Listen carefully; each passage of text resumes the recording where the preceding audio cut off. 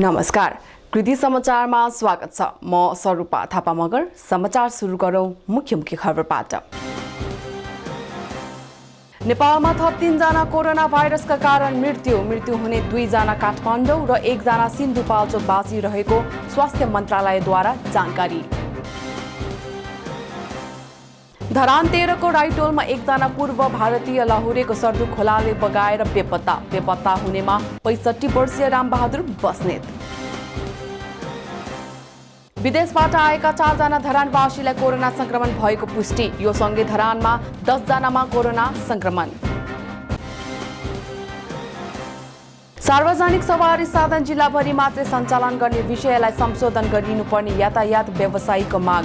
छुट्टै कार्यविधि बनाएर अघि बढ्नुपर्ने निर्णय। धरान 5 देउरालीको तल्लो बस्तीमा सेउती खोलाले कटान सुरु। 400 घर जोखिममा। जल तथा मौसम विज्ञान विभागका अनुसार अझै 3 दिनसम्म देशभर बदली हुने, बाढी पहिरोको जोखिम हुन सक्ने भन्दै सुरक्षित रहन आग्रह।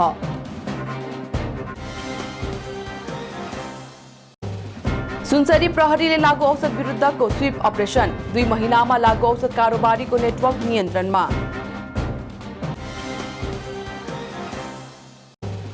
र कोशी नदीको बाढीले काठहरू बगाएर ल्याउन थालेपछि स्थानीयद्वारा जोखिम मोलेर संकलन।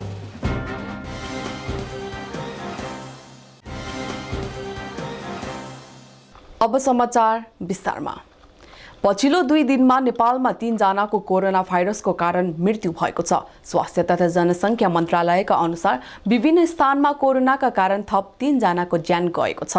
मन्त्रालयका प्रवक्ता डाक्टर जागेश्वर गौतमका अनुसार कुल मृत्यु हुनेको संख्या 38 पुगेको छ। उहाँका अनुसार काठमाडौँ गोकर्णेश्वर 4 का 54 वर्षीय पुरुष, बानेश्वर 10 का 60 वर्षीय पुरुष र सिन्धुपाल्चोक 5 पोखरीका 45 वर्षीय पुरुषको उपचारको क्रममा काठमाडौँमा नै मृत्यु भएको छ।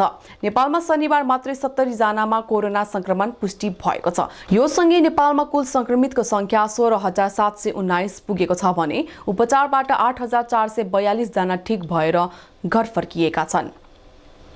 धरान 13 को राइटोलमा 1 जना पूर्व भारतीय लाहुरेको सर्दु खोलाले बगाएर बेपत्ता बनाएको हो। करिब 65 वर्षीय रामबहादुर बस्नेतलाई खोला तर्ने क्रममा सर्दुले बगाउँदा बेपत्ता बनाएको इलाका प्रहरी कार्यालय धरानका डीएसपी ज्ञानेन्द्र बहादुर बस्नेतले बताउनुभयो। सर्दु खोला पारीगोठमा हिँडेका उनी खोलाले बगाएपछि हालसम्म बेपत्ता भइरहेका छन्। उनको खोजी कार्य भइरहेको भए पनि भेटाउन नसकिएको बस्नेतले बताउनुभयो। त्यस्तै म्याग्दीमा पहिरोको कारण मृत्यु हुनेको संख्या 27 पुगेको छ। 4 जना अझै बेपत्ता छन् भने 12 जनाको बेनी, पोखरा र काठमाडौँका विभिन्न अस्पतालमा उपचार भइरहेको छ। धवलागिरी गाउँपालिकाको मराङ, कलेरी, रामचे र रिखामा आएको पहिरोले क्षति पुर्याएको हो। त्यस्तै मालिका गाउँपालिकाको बिमा दुले र नुरवाङमा सबैभन्दा बढी क्षति पुर्याएको छ। धवलागिरी गाउँपालिकामा 18 जना र मालिका गाउँपालिकामा 8 जनाको ज्यान गएको छ। विदेशबाट आएका 4 जना धरानका नागरिकहरूमा कोरोना संक्रमण पुष्टि भएको छ। धरान 17 को एन्फा एकाडेमीको क्वारेन्टिनमा बस्दै आइरहेका विभिन्न उमेर समूहका पुरुषमा कोरोना संक्रमण पुष्टि भएको हो। बीपी कोइला स्वास्थ्य विज्ञान प्रतिष्ठानमा गरिएको पीसीआर परीक्षणका क्रममा उनीहरूमा कोरोना पुष्टि भएको हो। उनीहरूलाई तत्कालै बीपी प्रतिष्ठानको कोभिड अस्पतालमा उपचारको लागि ल्याइएको छ। संक्रमित मध्ये 2 जना बराइनबाट आएका हुन् भने अन्य 2 जना साउदी अरबबाट आएका हुन्। धरानमा हालसम्म संक्रमितको संख्या 10 पुगेको छ। त्यसमध्ये उपचारपछि केही डिस्चार्ज भइसकेका छन्। धरान 5 का 26 वर्षीय पुरुष, धरान 8 का 25 र 38 वर्षीय पुरुष र धरान 13 का 66 वर्षीय वृद्ध संक्रमित बनेका हुन्। नेपाल सरकार मन्त्री परिषदको निर्णयले सार्वजनिक सवारी साधन सञ्चालनका लागि जिल्लाभरि मात्रै सञ्चालन गर्ने गरी नयाँ नीति सार्वजनिक गरे लगत्तै यातायात व्यवसायीहरूले संशोधन गर्नुपर्ने बताएका छन्। शनिबार धरानमा बसेको यातायात व्यवसायीहरू बीचको छलफलमा सरकारले ल्याएको सार्वजनिक यात्रुवाहक सवारीको हकमा जिल्लाभरि मात्रै सञ्चालन गर्ने विषय अव्यावहारिक भएको बताएका हुन्। त्यसका लागि यातायात व्यवसायीहरू प्रदेश सरकार कहाँ डेलिगेसन जाने निर्णय गरेका छन्। झापा, मोरङ, सुनसरी, उदयपुर लगायतबाट सहभागी यातायात व्यवसायीहरूले सार्वजनिक यात्रुवाहक सवारी साधन कार्यविधि बनाएर प्रदेश सरकार अगाडि बढ्नुपर्ने सुझाव लिएर डेलिगेसन जाने तयारी भएको नेपाल यातायात राष्ट्रिय व्यवसायी महासंघका प्रदेश 1 संयोजक सरोज श्रेष्ठले बताउनुभयो। त्यससँगै बैंकको किस्ता, बैंक मार्फत प्राप्त गर्ने पूर्ण कर्जा, बीमा छुट, कर छुट लगायतका विषयमा पनि जोरदार माग उठाउने निर्णय गरिएको छ। कार्यक्रममा सहभागी प्रदेश सांसद तथा पूर्व यातायात व्यवसायी श्री प्रसाद मैनालीले सार्वजनिक सवारी साधनको हकमा प्रदेश सरकारले ऐन कानुनहरू ल्याएको बताउनुभयो। उहाँले प्रदेश सरकारले दुर्घटना घटाउने बैंकको कर्जाको विषयमा पहल गरिरहेको बताउनुभयो।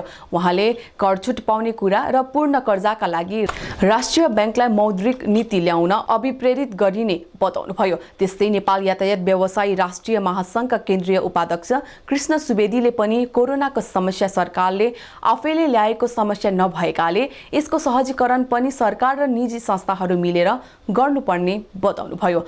उहाँले सरकारलाई मात्रै दोष थुपारेर यातायात व्यवसायीहरू पन्छिन नमिल्ने पनि बताउनुभयो। कार्यक्रममा धरान उपमहानगरपालिका प्रमुख तिलक राईलाई सम्मानित समेत गरिएको थियो। उहाँ यातायात व्यवसायी पनि हुनुहुन्छ। कृति समाचारमा अब विज्ञापनको पालो।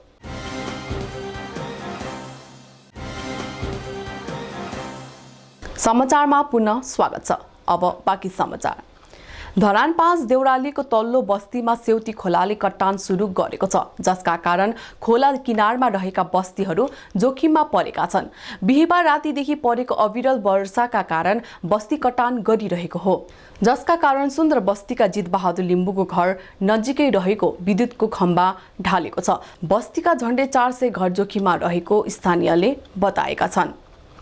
धरानको बीपी कोइराला स्वास्थ्य विज्ञान प्रतिष्ठानबाट 12 जना कोरोना मुक्त बनेर घर फर्किएका छन्।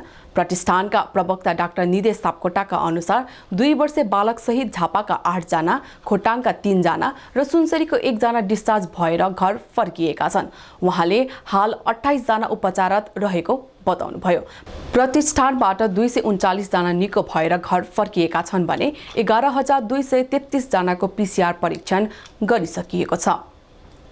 जल तथा मौसम विज्ञान विभागले अझै 3 दिनसम्म देशभर बदलीसँगै वर्षा हुने जनाएको छ। मनसुन न्यून चापीय रेखा नेपालको तराई भूभाग नजिकै रहेकाले सोमबारसम्म उक्त प्रणालीको असर रहने भएको हो। दिउँसो देशभर सामान्यदेखि पूर्ण बदली रही साथै प्रदेशका धेरै जसो स्थानमा हल्कादेखि मध्यम वर्षाको सम्भावनाका साथै प्रदेश नम्बर 1, 2 बागमती र गण्डकी प्रदेशका केही स्थानमा भारी वर्षाको सम्भावना समेत रहेको जनाइएको छ। आइतबार देशभर सामान्यदेखि पूर्ण बदली रही धेरै जसो स्थानमा हल्कादेखि मध्यम वर्षाको सम्भावना रहेको बताइएको छ। सुनसरी प्रहरीले लागू औषध विरुद्धको स्वीप अपरेसन चलाएको छ। सुनसरी प्रहरीले पछिल्लो 2 महिनामा लागू औषध कारोबारीको निकै ठूलो नेटवर्कलाई पक्राउ गर्न सफल भएको छ। सुनसरी प्रहरीले पत्रकार सम्मेलन गरेर 2 महिने प्रगति विवरण सार्वजनिक गरेको छ। जिल्ला प्रहरीका एसपी कमल थापाले दैनिक जसो भारी मात्रामा लागू औषध बरामद गर्दै आएको बताउनुभयो। जिल्लालाई लागू औषध मुक्त बनाउने अभियानमा जुटेको प्रहरी प्रमुख थापाले बताउनुभयो। नेटवर्किङमा काम गर्ने मान्छेहरू हुनुहुन्छ। उहाँको नेटवर्किङ कस्तो छ भन्दाखेरि इन्डियाको सुपौलदेखि लिएर हाम्रो गाउँ पहाडको गाउँसम्म चाहिँ उहाँको त नेटवर्किङ छ। यसमा समूहहरू विभाजित हुनुहुन्छ, अर्थात् चाहिँ व्यक्तिको भूमिका फरक छ। कोहीले गएर सुपौलमा सामान खरिद गरेर हाम्रो सीमावर्ती इलाकामा चाहिँ जम्मा गरेर राख्नुहुन्छ। सीमावर्ती इलाकाबाट नेपालको सीमावर्ती इलाकासम्म कसैले ट्रान्सपोर्टेसन गर्नुहुन्छ र त्यहाँ कोही घरमा आइडेन्टिफाई गरेर त्यो ठाउँमा स्टोर गर्नुहुन्छ। अर्को एउटा कोही व्यक्तिले त्यहाँदेखि उठाएर टार्गेटेड ठाउँ कहाँ छ, जस्तै धरान भयो, चौतरा भयो, उदयपुर, मोरङका विभिन्न ठाउँहरू, सप्तरी र अन्य विभिन्न ठाउँ झापाका पनि विभिन्न स्थानहरूमा चाहिँ त्यहाँसम्म सप्लाई गर्नुहुन्छ। त्यो खालको नेटवर्कभित्र बसेको मान्छेहरू उहाँहरू। अब त्यो यो नेटवर्क निकै ठुलो छ, सन्दर्भको र जति हामीले सकेका छौँ हामी जरैसम्म खोल्ने हिसाबले एउटा सानो प्रयासहरू यहाँ गरेका छौँ। प्रहरीका अनुसार भारतमा रहेका व्यक्तिले सीमामा ल्याई लागू औषध भण्डारण गर्ने र नेपालतर्फ रहेका व्यक्तिले सुनसरी सहित मोरङ, झापा, सप्तरी, उदयपुर लगायतका क्षेत्रमा सप्लाई गर्ने गरेको देखिएको छ। सुनसरीको देवानगञ्ज गाउँपालिका 7 का 25 वर्षीय मिथुन उरावको 2,500 रुपैयाँको प्रलोभनमा परेर हत्या गरेको खुलेको छ। सुनसरीको गढी गाउँपालिका 6 बुढी खोला पूर्व किनारमा माटोले पुरिएको अवस्थामा फेला परेको बेवारिसे लासको अनुसन्धानको क्रममा उरावको हत्या भएको खुलेको हो। खोज तलास गर्दा ससुराली आएका उरावलाई सासू ससुराले 2500 रुपैयाँको प्रलोभन देखाएर छिमेकी केटाहरू लगाएर हत्या गरेको खुलेको एसपी कमल थापाले जानकारी दिनुभयो। ससुरा रामदेव उराव, सासू छवनी देवी उराव, श्रीमती प्रमिला उरावलाई असार 24 गते नियन्त्रणमा लिएको छ। उनीहरूको बयानको आधारमा असार 25 गते बिहान अरविन उराव र अजय उरावलाई समेत नियन्त्रणमा लिएको छ। वर्ष 25 देवानगञ्ज बस्ने सत्यझोडामा बास गरेर 3 गते घटना भएको 6 गते बास भेटेको यसरी यो कुरा चाहिँ गाउँबाट हुन्छ। हत्यामा संलग्न 5 जनालाई शुक्रबार जिल्ला प्रहरी कार्यालय सुनसरीमा पत्रकार सम्मेलन गरी सार्वजनिक समेत गरिएको छ।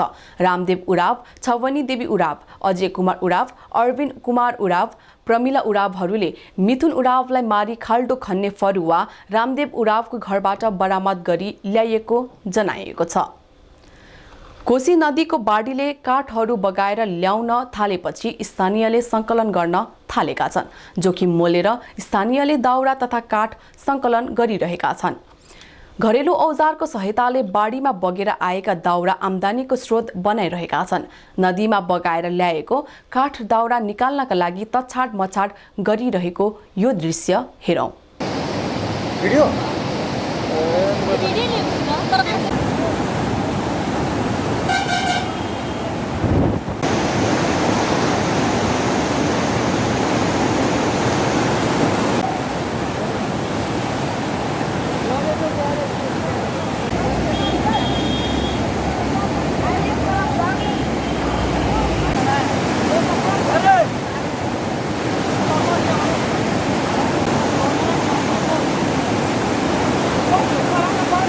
कोशीमै जन्मी हुर्किएको हुनाले सानोतिनो बाढीबाट स्थानीय डराउँदैनन्।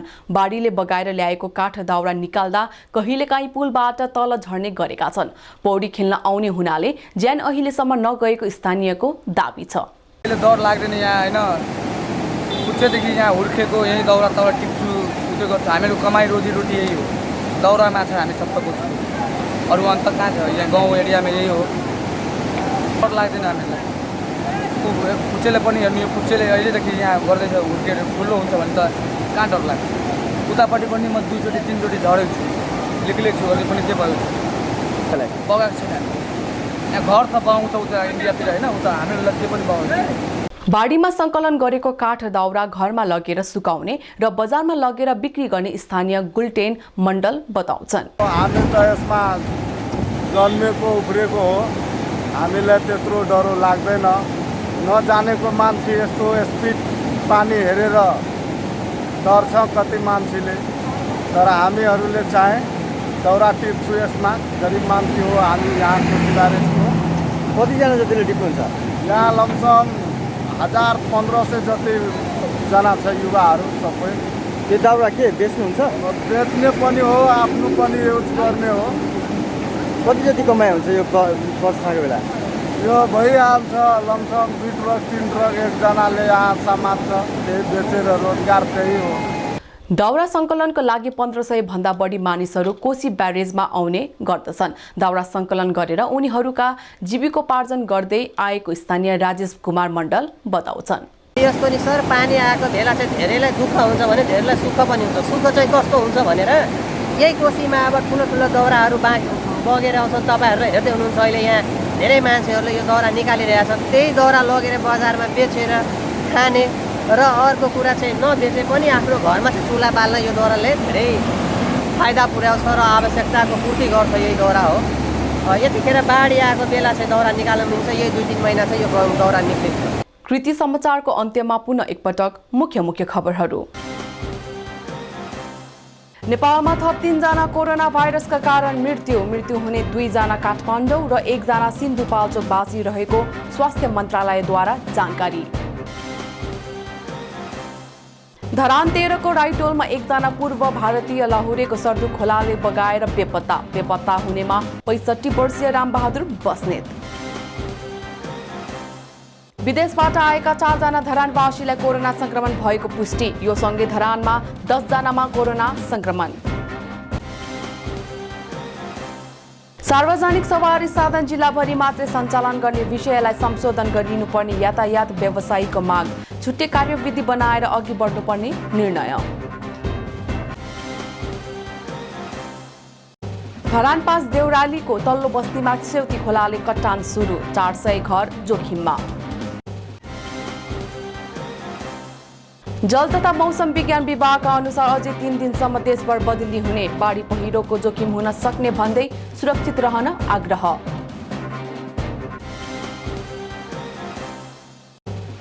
सुनसरी प्रहरीले लागू औषध विरुद्धको स्वीप अपरेसन। 2 महिनामा लागू औषध कारोबारीको नेटवर्क नियन्त्रणमा।